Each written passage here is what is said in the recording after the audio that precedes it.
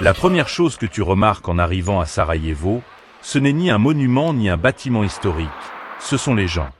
En te promenant dans le centre, tu vois beaucoup de jeunes bien habillés, avec un style moderne, des cafés remplis de personnes qui discutent et des femmes élégantes qui se baladent dans les rues de la vieille ville. Certaines portent un foulard, d'autres non. Certains garçons s'habillent de façon très européenne, avec des vêtements modernes, tandis que des motos bruyantes passent sur l'avenue. Ce contraste rend Sarajevo si intéressante, car en quelques minutes, tu peux passer d'un bazar de style ottoman rempli de mosquées et de ruelles étroites à de larges avenues avec une architecture austro-hongroise, des cafés modernes et des hôtels de luxe. Et cela reflète parfaitement l'histoire du pays.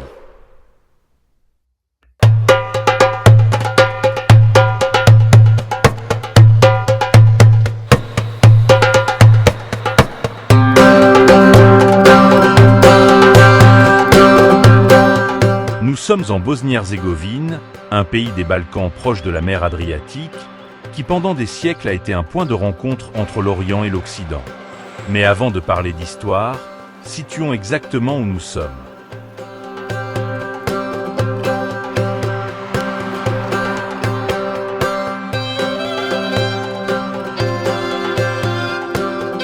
La Bosnie-Herzégovine a une superficie d'environ 51 000 km². Elle est plus petite que la Serbie, mais presque de la même taille que la Croatie et clairement plus grande que le Monténégro. Beaucoup pensent que la Bosnie n'a pas d'accès à la mer, mais ce n'est pas tout à fait vrai. Au sud, il existe une petite ville appelée Neum, qui donne au pays environ 21 km de côte sur la mer Adriatique. C'est une bande très étroite, c'est pourquoi la Bosnie n'est pas connue comme destination balnéaire. En réalité, cette côte est l'une des plus courtes du monde. La population du pays est d'environ 3,5 millions d'habitants et la ville la plus importante est naturellement Sarajevo, la capitale. Avec les zones environnantes, elle compte environ 700 000 habitants. Si tu regardes Sarajevo sur la carte, tu remarqueras quelque chose d'assez particulier. La ville s'étend de manière allongée, presque comme un rectangle, en suivant la vallée de la rivière Miljacka qui traverse le centre. En te promenant, tu le ressens rapidement. La partie est concentre la vieille ville, le bazar historique, les mosquées et les ruelles étroites, tandis que la partie ouest offre de grandes avenues, des centres commerciaux et des bâtiments modernes. Ce contraste n'est pas un hasard. Pendant plus de 400 ans, la Bosnie a fait partie de l'Empire ottoman, puis elle est passée sous l'Empire austro-hongrois. C'est pourquoi Sarajevo ressemble à un mélange d'Istanbul, de Vienne et d'Europe de l'Est. Si tu apprécies cette découverte de la Bosnie et que tu aimes les destinations peu connues, pense à t'abonner à la chaîne et à liker la vidéo. Se promener ici, c'est comme voyager entre différentes cultures. Mais il y a aussi autre chose qui attire l'attention quand tu observes les bâtiments. Si tu regardes attentivement certaines façades, tu verras de petits impacts dans les murs. Ce ne sont pas des décorations, mais des traces de la guerre des années 90. Après la désintégration de la Yougoslavie, la Bosnie a connu un conflit très dur. Les estimations varient selon les sources, mais on estime que plus de 200 000 personnes ont perdu la vie et près de 2 millions ont été déplacés. De nombreux bâtiments conservent encore ces marques comme souvenir de cette période. Et en même temps, juste à côté, tu peux voir des cafés modernes remplis de jeunes. Ce contraste entre un passé difficile et une vie quotidienne paisible se ressent fortement à Sarajevo. Parlons maintenant de quelque chose qui intéresse beaucoup de voyageurs, le coût de la vie. Si tu arrives à l'aéroport de Sarajevo, tu remarqueras qu'il est assez petit. Pour rejoindre le centre, un taxi coûte généralement entre 15 et 25 euros, selon ta capacité à négocier. Pour le logement, par exemple, un appartement touristique avec 2 chambres peut coûter entre 200 et 250 euros pour quelques nuits, surtout près du centre historique. Dans les restaurants du bazar, un plat traditionnel coûte entre 10 et 12 marks bosniens. La monnaie locale est le mark convertible, KM, et environ 1 euro équivaut à 2 marks. Mais il y a quelque chose qui peut surprendre en Bosnie. beaucoup de commerces n'acceptent pas les cartes bancaires. Même certains grands restaurants demandent uniquement du liquide, notamment à cause des commissions bancaires et du système fiscal. Il est donc conseillé d'avoir toujours de l'argent liquide sur soi.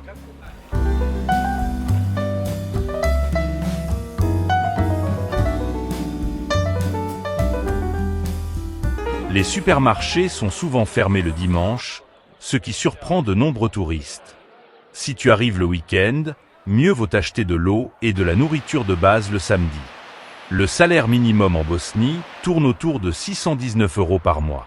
Le salaire moyen se situe entre 7 cents et 750 €, tandis que les loyers à Sarajevo peuvent varier entre 5 cents et 1000 € mensuels. Autrement dit, un loyer peut représenter presque tout le salaire moyen d'un habitant. Cela explique pourquoi beaucoup de familles vivent dans des logements hérités ou partagés. Pour vivre confortablement, il faudrait gagner plus de 2000 € par mois.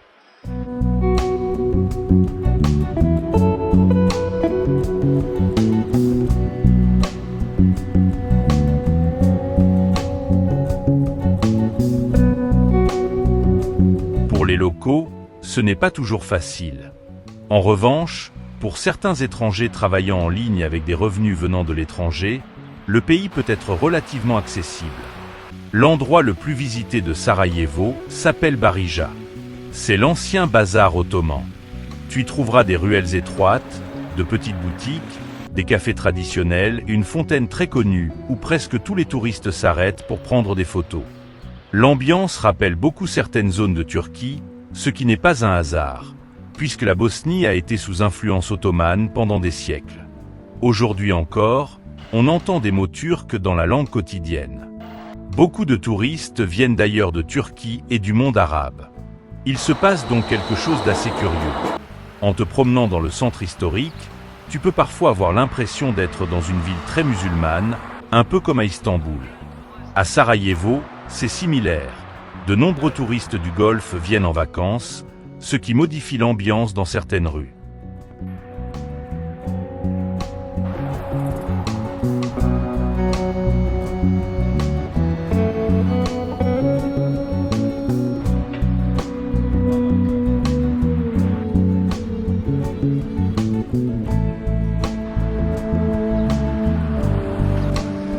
Mais la réalité est plus complexe et plus intéressante. En Bosnie-Herzégovine, les différences entre bosniaques, serbes et croates sont surtout religieuses et culturelles, pas physiques. Ethniquement, ce sont pratiquement le même peuple slave du Sud. Ce qui change, c'est surtout la tradition religieuse.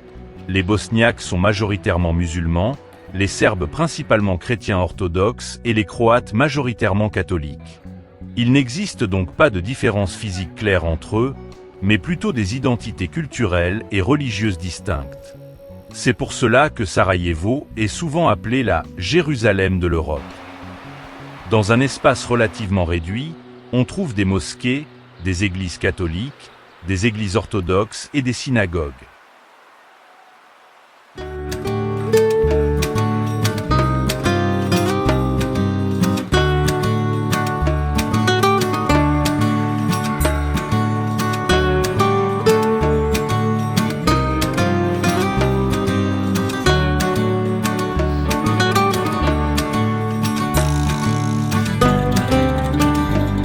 Et même si le pays compte une importante population musulmane, l'ambiance générale de la capitale reste assez européenne et plutôt laïque dans la vie quotidienne. Les chiffres sont une chose, mais le ressenti en marchant dans la ville en est une autre.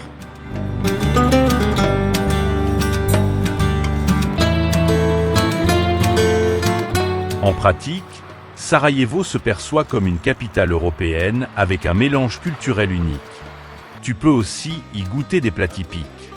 L'un des plus populaires est une pâte cuite au four, farcie de viande, de fromage ou de pommes de terre, souvent accompagnée de yaourt liquide. C'est simple, mais très savoureux.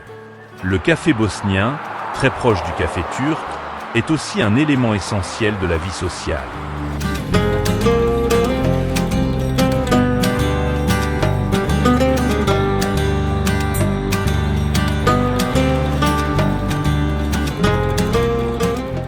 Les cafés sont pleins toute la journée. Les gens se retrouvent, discutent, fument et regardent passer la vie.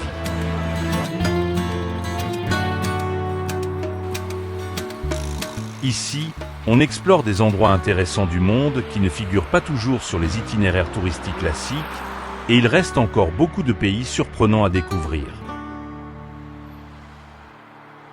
L'un des aspects les plus intéressants de la ville est sa diversité religieuse.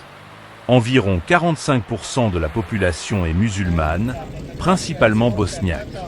Il existe aussi des communautés catholiques croates, orthodoxes serbes et une petite mais ancienne communauté juive.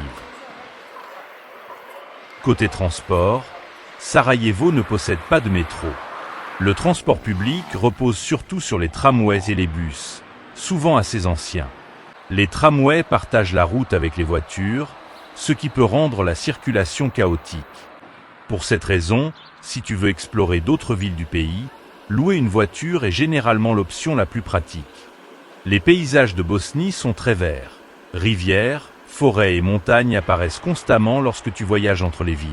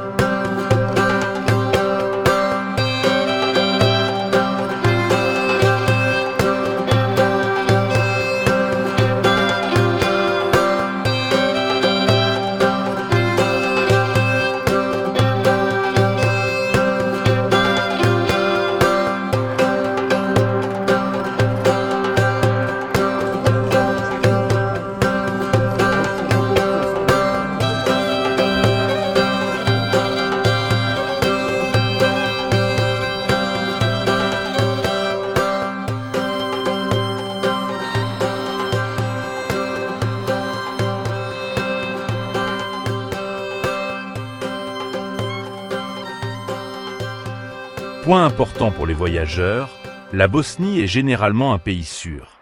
Tu peux te promener dans le centre de Sarajevo de jour comme de nuit sans grande inquiétude.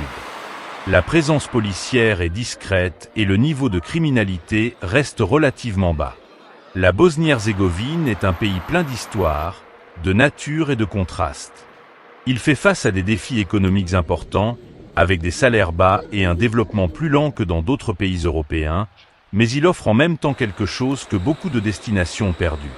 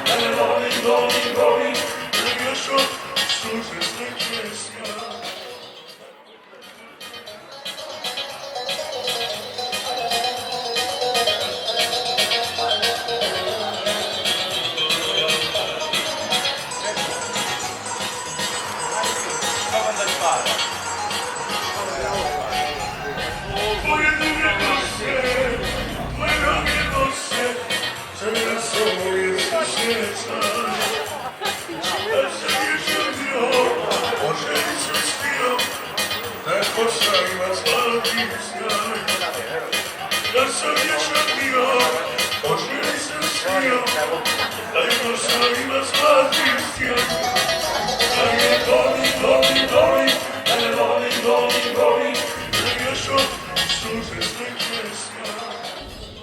Si tu cherches un endroit différent en Europe, avec une histoire réelle, une culture diverse et une identité forte, Sarajevo est une destination qui mérite d'être découverte.